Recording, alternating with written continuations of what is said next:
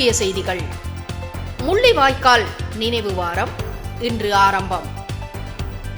தமிழீழ மக்களின் துயர நினைவுகளை சுமந்து நிற்கும் முள்ளிவாய்க்கால் நினைவு வாரம் இன்று முதல் ஆரம்பமாகியுள்ளது.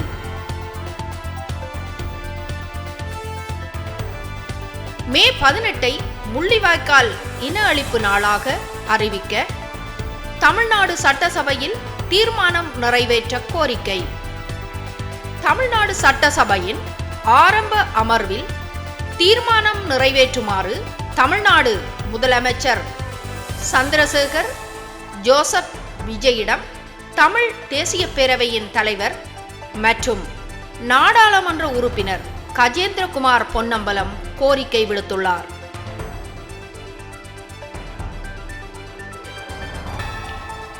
மக்களின் அடிப்படை உரிமைகளை காக்க சட்ட வல்லுநர்கள் பொறுப்புடன் செயல்பட வேண்டும்.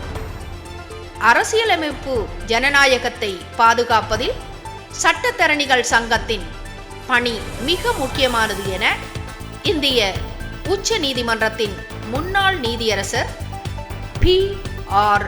கவாய் தெரிவித்துள்ளார்.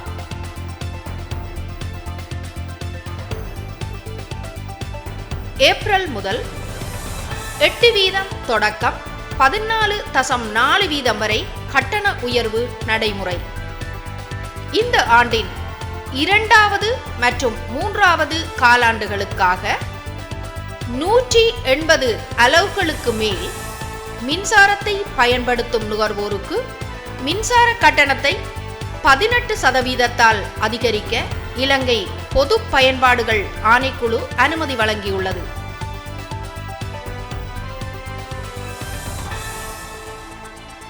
கொழும்பு காங்கேசன்துறை யாழ்தேவி தொடருந்து சேவை இன்று மே 11 முதல் மீண்டும் ஆரம்பம். கொழும்புக்கும் காங்கேசன்துறைக்கும் இடையிலான யாழ்தேவி தொடருந்து சேவை இன்று மே 11 முதல் மீண்டும் ஆரம்பிக்கப்பட உள்ளதாக தொடருந்து திணைக்களம் அறிவித்துள்ளது.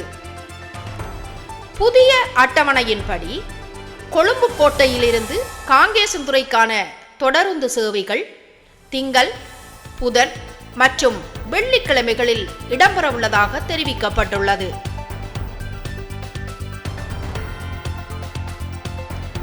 வடமாகாண ஆளுநரும் உடந்தையாக இருப்பதாக சங்கம் தெரிவித்துள்ளது.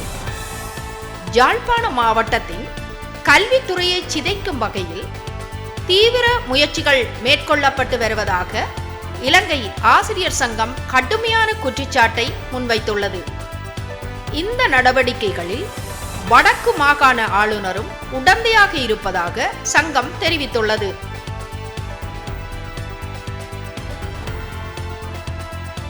அத்தியாவசிய பொருட்களான மின்சாரம், எரிபொருள் விலை உயர்வுக்கு எதிர்ப்பு. விலைவாசி உயர்வை தாங்க முடியவில்லை என தெரிவித்து திருகோணமலை மாவட்ட மக்கள் இன்று வீதி உறங்கியுள்ளனர்.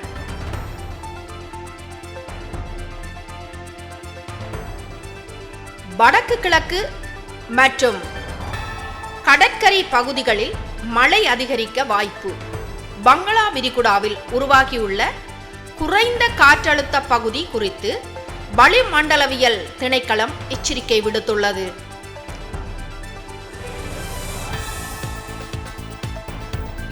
சர்வதேச கடற்பாதுகாப்பு நடவடிக்கையின் ஒரு பகுதியாக தாக்குதல் மேற்கொள்ளப்பட்டது.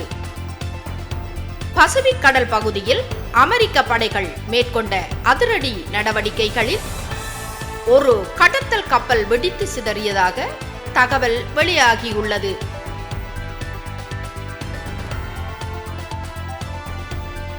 உர விநியோகம் சீராக நடைபெற நடவடிக்கை எடுக்கப்படும். நாட்டில் யூரியா உரத்தை தனியார் நிறுவனங்களுக்கும் விநியோகிக்க அனுமதி வழங்க அரசாங்கம் தீர்மானித்துள்ளதாக அறிவிக்கப்பட்டுள்ளது.